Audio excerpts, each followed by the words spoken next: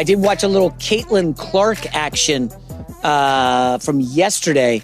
I have a good nickname for her. It's not a slight, okay? She's struggling. Listen, we can be honest with you, everybody, okay? I have a nickname. Everybody in the morning meeting laughed. People thought it was a little harsh. We'll unveil that in about 25 minutes. I want to talk quickly about Cooper Flagg, okay? He had his debut in the Summer League Thursday night. He was, as the kids like to say, he was mid. I think he was 5 for 21 shooting. A lot of questions. I don't know. No three-point shot. I was like, guys, pump the brakes. I want a passion plea Friday. Please just take a deep breath. He's going to be fine. Cooper Flagg comes out in his second game Saturday and absolutely cooks San Antonio. Had 31 points, completely dominant. Oh, look, he gets it. It clicked for the 18-year-old in game 2. Just a flurry of dunks. He's awesome. And I think Cowherd says this sometimes. You kind of know it when you see it after like 5 minutes, whether it's sports, TV, whatever. Last week I started this new show on Apple TV called The Studio. I'm not sure if any of you guys are familiar with it. I like Seth Rogen. I'm a huge Seth Rogen guy. I think all of his movies and shows are hilarious.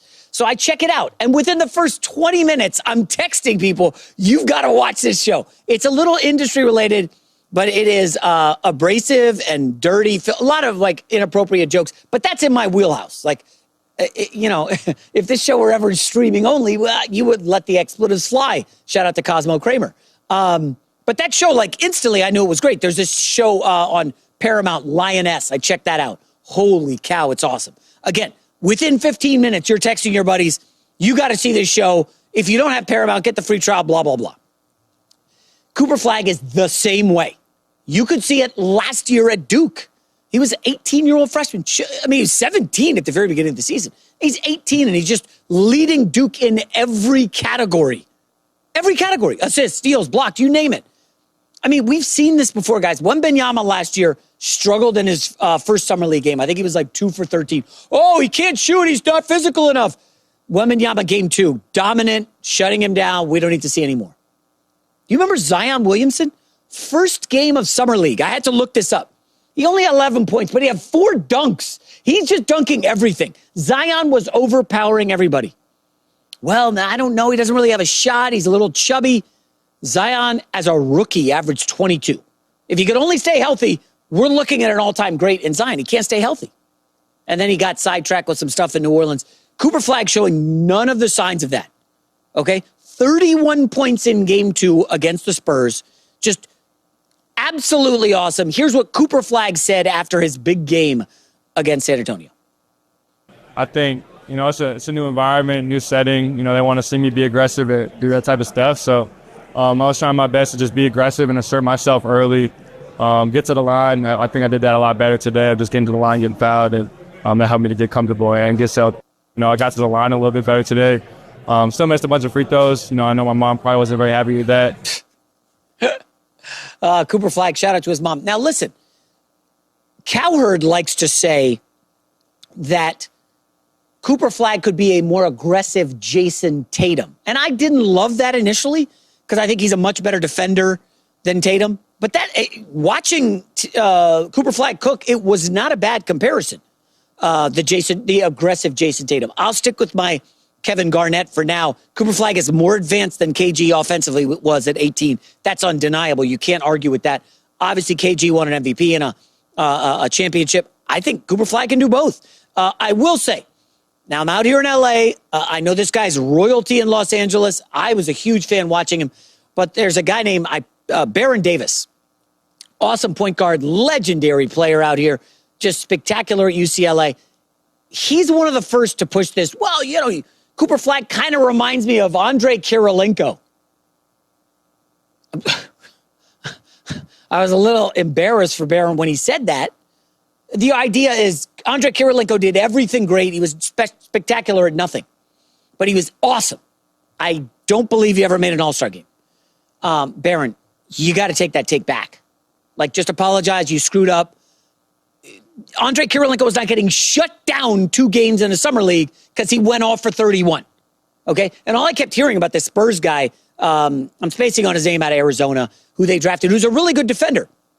And he did well against Cooper Flagg on like an early possession. And everybody posted on their Instagram, look at this guy shutting down Cooper Flagg. Cooper Flagg ended up going postal against this guy and everyone else. So I'm sorry, Boom Dizzle, but the Andre Kirilenko comp is terrible. Cooper Flagg is going to be a superstar in the NBA. This is going to happen probably sooner than later. Get with the program, everyone. All right, we'll wrap up the hour with a little basketball talk.